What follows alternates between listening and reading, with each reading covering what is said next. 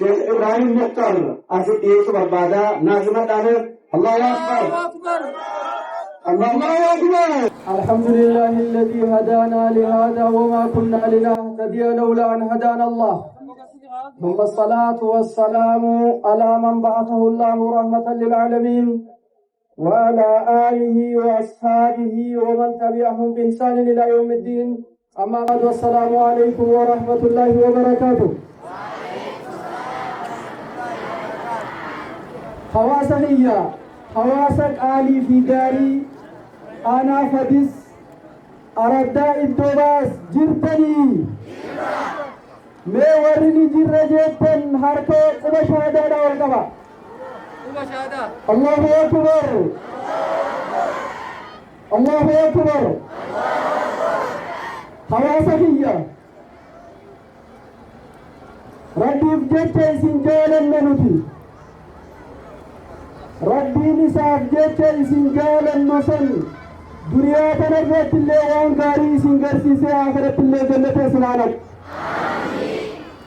میں ربی سنابر عرصو امین جا ورہ ربی جری دنیا تنرفت دکھر رافا جیسے ربی سناتا سسو ورہ مسکین امار رافا جیسے ربی سناتا سسو جندوانا بافی ویدہ برد رافا جیسے ربی سناتا سسو رزقی بشک ربی سنپراغت ilman keessa rabbi walisna aafu meeha walii fi abbootiin hukumata rabbii keessan jala harka qabadha. ilman keessan kana ilman khayrii fi barakaa rabbi isin haa taasisu.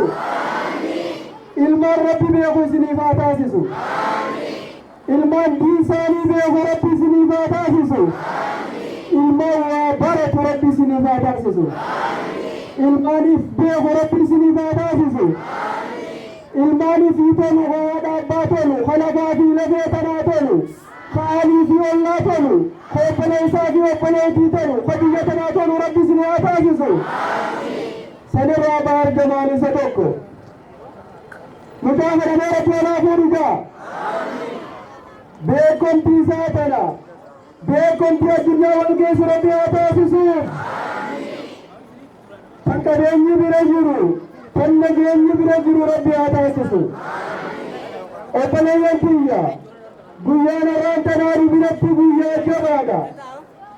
guyyaa ilmi keenya Bahar Jamaalii fi saahibban isaa miidiyaa onnee malti miidiyaa jedhamuu fi mana maxxansaa onnee jedhamu hundeessanii waan hawaasni kuni barbaadu ittiin tajaajilla jedhanii haala mijjeeffatanii har'aan tana eebaaf dirree tana irratti walitti nu qabanidha.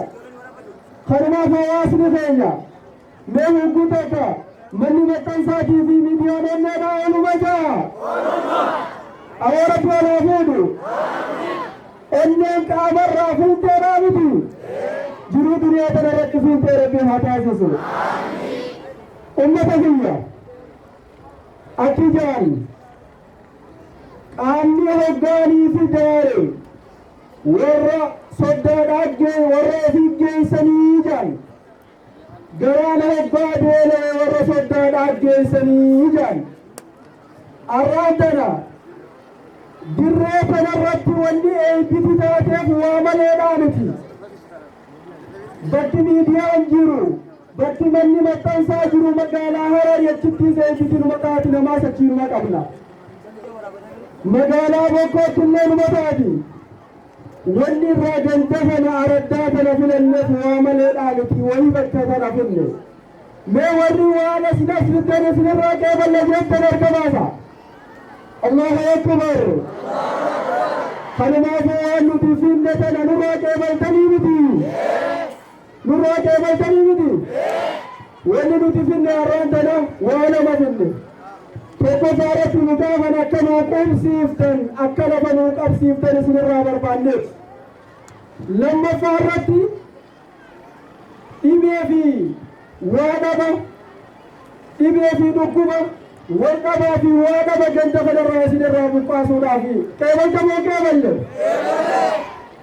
akka mana barii dhimma islaama godina Harargee bahaatti onnee malti midiyaan manni maxxansaa إننا إما إسلام قدنا ورقه بهاتي وجين تهي تجاجل أمنتان إسلاما برباد هند ساتيف سقلوته إدو قامان برباد سكيس قدنوته من خيسا آنا ميكر رقامان نانوه سقلي ساجلي سرق اللكسانا هواس إسلاما تجاجرات رئي أرانتنا إني ملتي ميديا رحمني مريد من إسلاما قدنا رجيبا كتيسن درت سانتا فتوتا بيت كنتي داخل في بيت أبدا